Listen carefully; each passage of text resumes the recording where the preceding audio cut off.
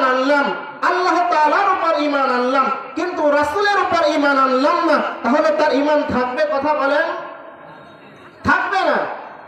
যে বলে আমি আল্লাহ তাআলার উপর ঈমান আনলাম, রাসূলের উপর আনলাম না, তাহলে কি তার ঈমান থাকবে? কথা বলেন, থাকবে? থাকবে না। এরপর আবার কেউ যদি বলে আমি রাসূলের উপর ঈমান আনলাম, আল্লাহ তাআলার উপর ঈমান আনলাম না, তাহলে কি তার ঈমান থাকবে? কথা বলেন। এরপরে আসেন, কেউ যদি বলে আমি আল্লাহর উপর ঈমান আনলাম, রাসূলের উপর ঈমান আনলাম, এরপরে বলে আমি সাহাবী কিরাম রাদিয়াল্লাহু তাআলা আনহু এদের উপর ঈমান আনলাম না, তাহলে কি তার ঈমান থাকবে? থাকবে না। কারণ কি?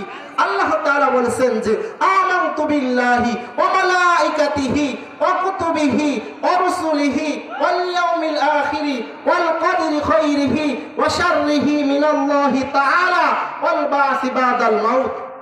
আল্লাহ তাআলা বলেছেন তার উপর ঈমান আনা, রাসূলের উপর ঈমান আনা, ফেরেশতাগণের উপর ঈমান আনা, কিতাবের উপর ঈমান আনা, ভালো-মন্দ তাকদীরের উপর ঈমান আনা, মৃত্যুর পর আবার পুনরায় জীবিত হতে হবে সেটার উপর ঈমান আনা। কিন্তু মুসলমান, আপনাকে তো প্রথমেই বুঝাইলাম যে বললেন আমি আল্লাহ তাআলার উপরে ঈমান আনলাম, আমি আল্লাহকে মানি, রাসূলকে মানি না, তাহলে আপনার ঈমান থাকবে? কথা বলেন, ঈমান থাকবে? ঈমান থাকবে না। এরপরে যদি কোনো ব্যক্তি বলে আমি রাসূলকে মানি, আল্লাহকে মানি না, তার ঈমান থাকবে? থাকবে না। এরপরে আসেন, কোন ব্যক্তি বলে আমি রাসূলও মানি, আল্লাহও মানি, সাহাবীদের মানি না, তাহলে কি তার ঈমান থাকবে? থাকবে না।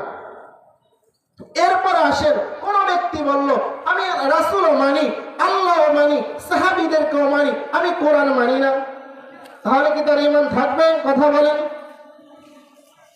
এরপরে বলেন আমি রাসূল মানি, আমি আল্লাহ মানি, আমি কোরআন মানি, ফেরেশতাদের মানি না, তাহলে তার ঈমান থাকবে?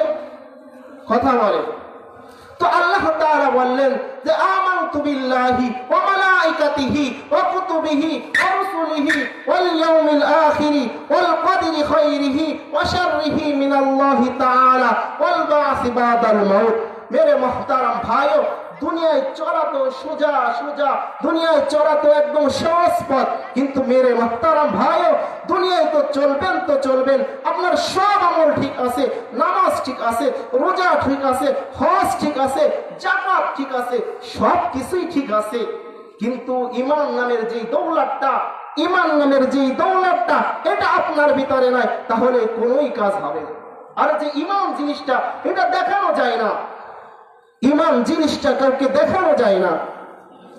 যেমন আপনারা দেখেন সূরা ফিল তো ছিলেন,